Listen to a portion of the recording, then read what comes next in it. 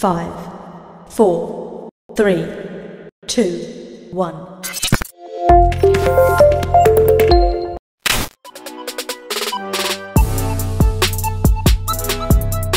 Assalamualaikum para penggila catur. Selamat datang kembali di channel Mesin Catur. Bersama saya Bang Kemal. Kalian semua bisa memanggil dengan menyingkat nama saya menjadi Bangke. Pada kesempatan kali ini, saya akan menghadirkan partai antara Rashid Nezmetdinov versus Maximilian Ustelki. Pertarungan ini terjadi pada tahun 1964 di Sochi, Uni Soviet. Tanpa banyak memikirkan hal yang tidak bisa dipikirkan, langsung saja kita bentangkan papan catur. Yo gaskeun mang. Rashid Nezmetdinov berada pada posisi putih. Sedangkan Maximilian Ustelki berada pada posisi hitam. Dan saya, berada pada posisi di atas awan. Permainan dibuka dengan pion raja. Dibalas pion G6. Lalu D4. Gajah fianchetto, kuda menteri berkembang. Dan kita berada dalam modern defense, standard line. Hitam lanjut dengan pion D6. Gajah terang putih keluar kandang, mengawasi pertahanan lawan. Pion memblokir. Kuda F3. Kuda E7. Pion H4. Pion H6. Lalu gajah F4. Pion A6. Kemudian menteri E2. Kuda D7. Nezmetdinov mendorong pion ke A4, menyerang sayap menteri. Ustelki pion B6, antisipasi pion maju ke A5. Putih menggeser benteng ke D1, membayangi menteri yang masih terjebak di himpit perwira minor. Gajah fianchetto, membebaskan menteri dari himpitan. Lalu Raja F1, kuda mundur ke F8. Raja G1, menteri C8. Gajah mundur, menteri D7. Benteng H3, benteng D8. Kemudian gajah menyerang A6. Menteri mundur membantu menangkal serangan. Gajah mundur lagi. Ustelki mendorong pion ke F6. Nezmetdinov benteng E1, mensejajarkan diri dengan atasannya, membayangi raja musuh. Raja langsung menghindar ke F7. Putih menarik gajahnya ke C1. Lalu hitam pion C6, mensejajarkan pasukan pion, menjadi barikade kokoh di baris ke-6. Sebuah pemandangan yang jarang ditemukan, dalam sebuah pertandingan catur, pion kompak maju satu langkah, menempati petak-petak baris ke-6. Kemudian kuda mundur ke D2, memperbaharui serangan. Dibalas pion serang pion. Putih tak mau kalah, pion melangkah ke A5, berencana menggembosi sayap menteri. Hitam tak mau, pertahanan di sayap menteri hancur, pion maju ke B5. Kuda balik lagi ke tempat semula, karena petak-petak serang, sudah dijaga pertahanan pion yang kokoh. Disusul menteri C7, mengincar pion A5. Gajah mengambil profilaksis ke D2. Jika menteri nekat ambil pion, kuda akan menghajar pion D5, membuka tabir surya, gajah mengancam menteri. Dan ini, akan membuat menteri terjebak, tak punya ruang menyelamatkan diri. Oleh karenanya, hitam menarik gajah ke C8, melakukan shadowing pada benteng. Kemudian putih menjampingkan kuda ke A2, berencana akan melompat ke petak B4. Hitam merespon dengan kuda H7. Lalu kuda B4, benteng E8. Kuda D3, kuda F8. Gajah ancam menteri. Menteri balas makan pion yang ditinggal gajah. Pion maju ke E5, membongkar barikade pion hitam. Hitam menjawab pion F5, memperkokoh pertahanan raja, dari serangan pasukan putih. Dibalas gajah serang menteri. Menteri mundur ke B6. Benteng bergerak ke A1, membuat bantalan untuk gajah menyerang menteri. Ustelki membiarkan hal tersebut, dia lebih memilih mengembalikan kuda ke H7. Tentu saja, Nezmetdinov langsung menyerang menteri, hingga tembus ke benteng. Menteri A7, gajah gebuk benteng. Benteng gebuk balik. Lalu menteri D2.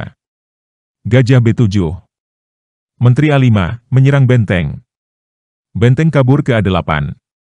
Kuda menyusup ke C5, menakuti gajah. Gajah takut, kemudian mundur ke C8. Diikuti pion C3, membentuk formasi pion berundak. Kuda F8. Kuda E1, meninggalkan penjagaannya pada pion E5. Hitam langsung menghajar E5, karena pion D4 dalam keadaan overloading menjaga kuda. Kemudian pion makan gajah, menteri makan kuda.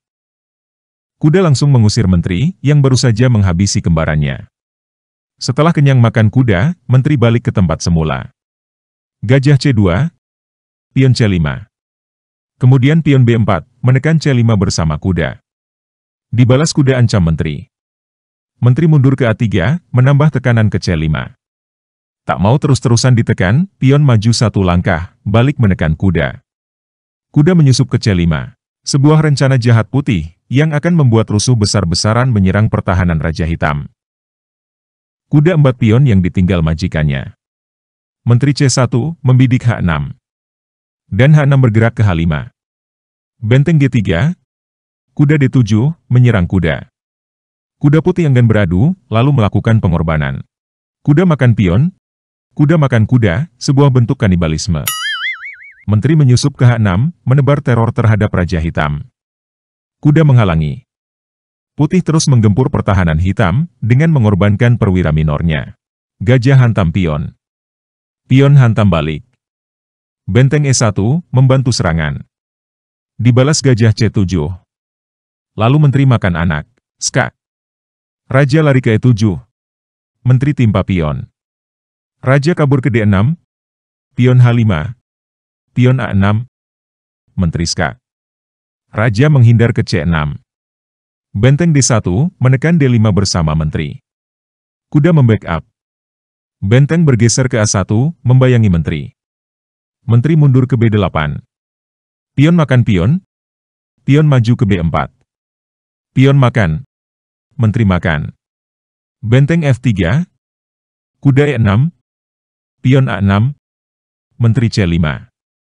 Kemudian menteri mundur ke E1, menciptakan bantalan agar benteng bisa menakuti menteri. Diikuti kuda menyerang benteng. Benteng menyerang balik. Skak. Kuda F menghalangi. Benteng serang menteri. Menteri mundur ke B6, menekan A6 bersama benteng. Pion maju menggapai petak promosi. Raja D6, pion terus berlari. Dibalas pion C3, ikut meraih kenaikan pangkat. Menteri tidak bisa mengambil pion, kalau nekat, kuda akan melakukan garpuan terhadap raja dan menteri. Benteng mundur balik ke posnya, mengantisipasi pion lawan ke petak promosi. Pion terus melaju. Benteng G6, tujuannya untuk membantu anak buahnya naik jabatan. Benteng menghalangi. Pion di file A, ikut menggapai promosi. Menteri piknik ke B2, membantu anak buahnya naik jabatan. Benteng H6. Di sini kita lihat, hitam dalam keadaan terjepit. Karena pion di dua sisi, siap mendapatkan promosi. Sejurus kemudian, Utelki melakukan langkah jenius. Kuda jumping ke E2, skak. Jika menteri putih makan kuda, menteri hitam akan makan benteng. Dan pion C2, tak ada yang bisa mencegah untuk promosi. Oleh karenanya, raja menghindar ke H2, pion promosi. Benteng makan menteri, kuda makan balik. Menteri meluncur ke A5, menyokong anak buahnya naik pangkat. Gajah menghalangi. Menteri A6, membayangi raja. Dibalas menteri skak. Pion menghadang. Kuda mundur ke B3, pion serang menteri. Menteri serang balik, skak. Raja menghindar ke H3. Kuda serang menteri. Bocah ingusan naik jabatan. Dan, pada langkah ini juga, putih mengibarkan bendera kuning. Itu artinya putih menyerah. Mari kita lihat kenapa putih menyerah. Jika permainan dilanjutkan akan seperti ini. Kuda makan menteri. Menteri makan balik. Menteri C1, mengancam skak. Menteri ke-2, menekan kuda bersama benteng. Dibalas menteri skak. Raja G4. Menteri siksa benteng. Diikuti menteri skak. Raja D7. Menteri gebuk benteng.